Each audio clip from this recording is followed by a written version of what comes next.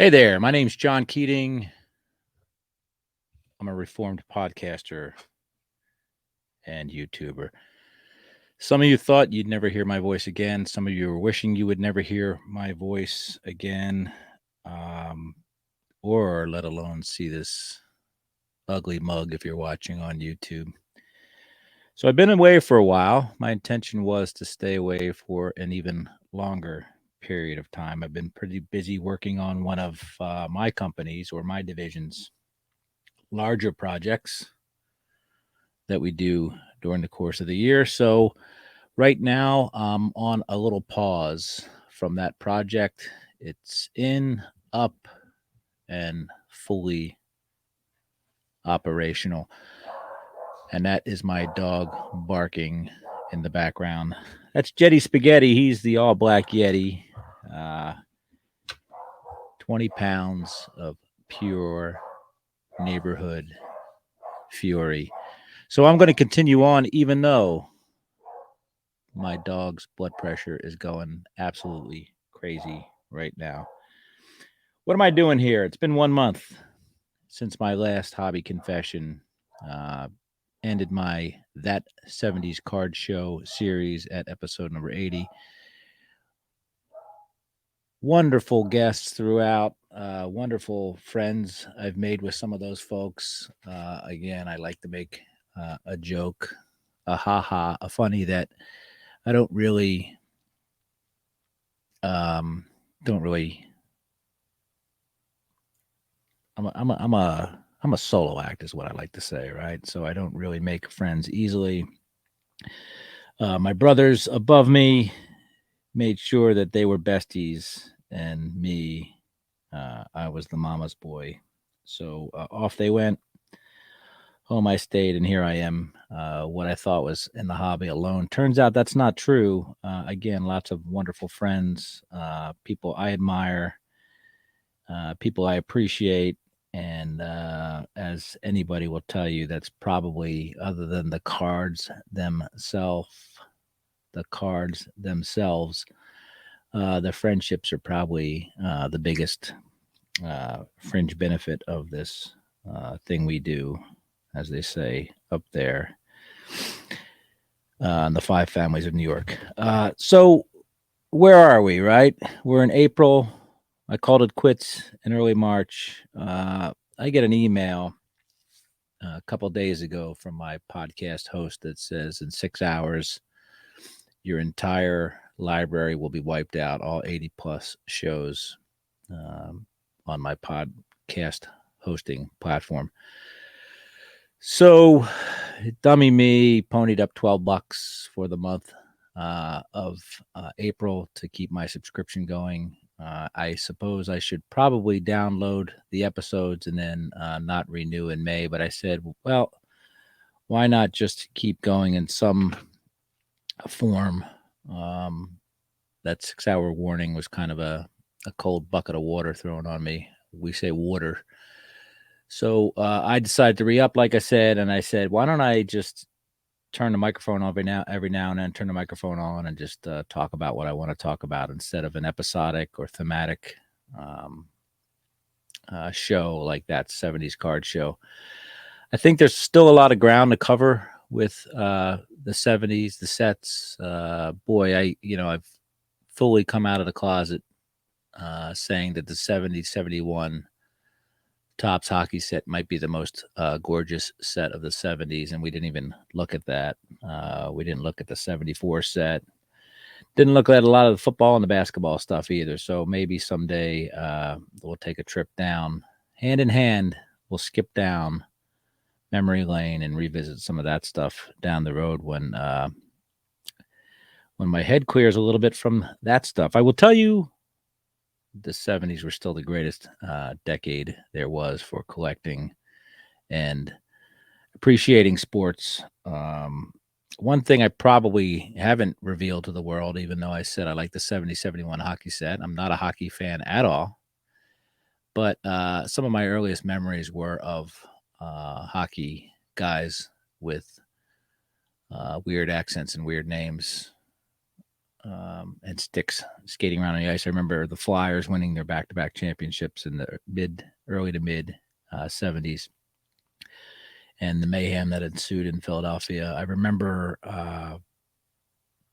those same Broad Street bullies bullying the Russians, or I guess they were the Soviets back then, bullying the Soviets off the ice, and the wee red men refusing to come out of the locker room because they were scared, and eventually play resumed. But those Broad Street bullies scored one for the Americanos. So 70s, that's still on the shelf. I don't know where exactly I put it, but we'll talk about that maybe in the future. I received a lot of feedback on my last episode, and boy, am I humbled. I'm humbled that one person listened to this, that program, I should say. Let alone, I think between YouTube and the podcast, over 25,000 listens, watches, downloads, whatever you call it. So, and the people that reach out and left comments via Facebook Messenger, via Twitter Messenger, via the YouTube comments, texts, all that stuff, emails. Boy, what a great bunch of folks there are out there that really lifted my spirits. Not that my spirits needed to be lifted. I'm I'm an intense person, but I'm pretty even keeled. I don't get down in the dumps. I just keep going with my resting bitch face, and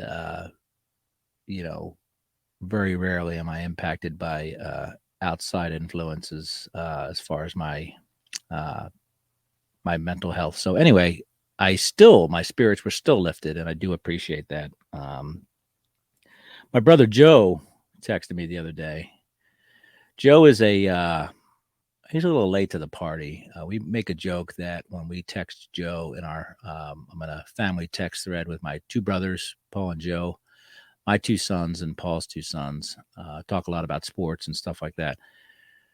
We'll talk about a topic, and then 3 weeks later, Joe will chime in and weigh in on that topic, and we've obviously moved on. So Joe's famous for being a little late to the party, and again, about a couple days later, he decided to text me and said, "Hey, I'm listening to your last show," and blah blah blah blah blah. So Joe, when you hear this a month from now, hopefully you won't be surprised. Maybe I'll send you a letter just to warn you that there may be a ghost speaking from your podcast player. What else are we going to talk about? I'm a zigger when everybody's zagging. It's not a badge of honor or a little medal or whatever. It's just I don't do things conventionally. So here I am thinking about what I want to do in the future as far as creating content. I don't feel it's my duty to do so. I don't pretend that anybody's waiting for me to spill more content out into the hobby world, but I have a unique sense of creativity that needs to be explored sometimes. Pent up energy, whatever you want to call it. So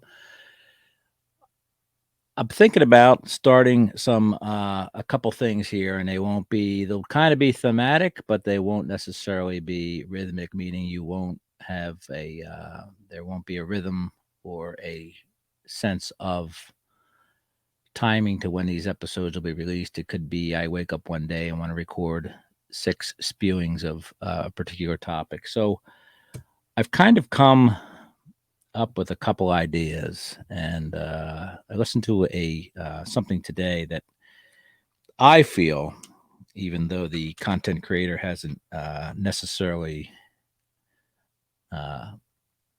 said so themselves, but I feel that a text thread that I was involved in led to the creation of not the creation, but the creation of an episode that was released recently on a podcast that I respect, and one of the few that I listen to about the hobby anymore. So here I am I'm going to tell you a couple ideas I have for shows that I may want to do here. And this is just to get them out in the air, and maybe, just maybe, they motivate me to actually follow through. But a couple things I'm thinking about doing here. One is going to be called, in my little dream world, cards I should have by now. Okay, what does that mean?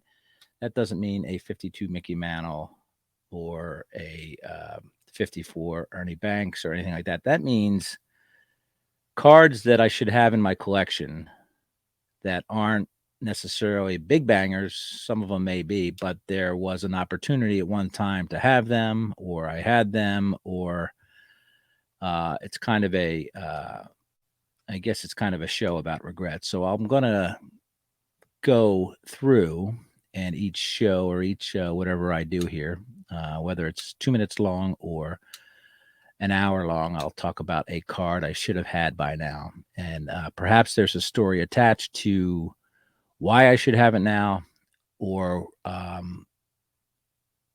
why I want that card. Again, it's not my hit list, which I keep a hit list in my mind and sometimes electronically, and even rarer times I keep it on paper, but I don't subscribe to the Grail card theory. I think that when you want every card is a Grail, I guess, but I don't. Grail card means you're done. So hit list, yes, I have that, but these are cards I should have. Like, I'm a grown ass man, I should have these cards by now. So that's where that's going to come from. So we'll see how that idea germinates, and then we'll see what happens when I take on that topic one card at a time. Now, opposite of one card at a time is many cards at a time. So I got this idea here that I do a show called Random Acts of Cardness. Now, maybe that's taken, that title's taken, or the concept's taken, but what I'm going to do, or what I intend to do, if I follow through, is perhaps this is a live show and I have a wheel with X amount of years on it, 1948 through 2023. Okay. And that wheel picks a random year. And then we have another wheel with manufacturers on it. And that wheel spins around, randomly stops. And I'll go over to the great wall of cardboard behind me and pick out a card or a set.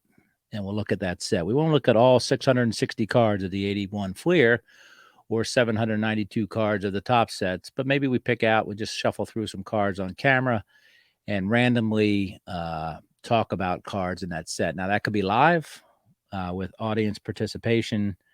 Maybe people jump on, maybe people comment. Maybe I do it by myself because I'm a fool to think that anybody would want to participate with me in anything. So we'll see how that happens and how that goes. And my third, not so brilliant idea will be called Late Model Legends. All right, what do we mean by late model legends? Now, I buy a lot of cards.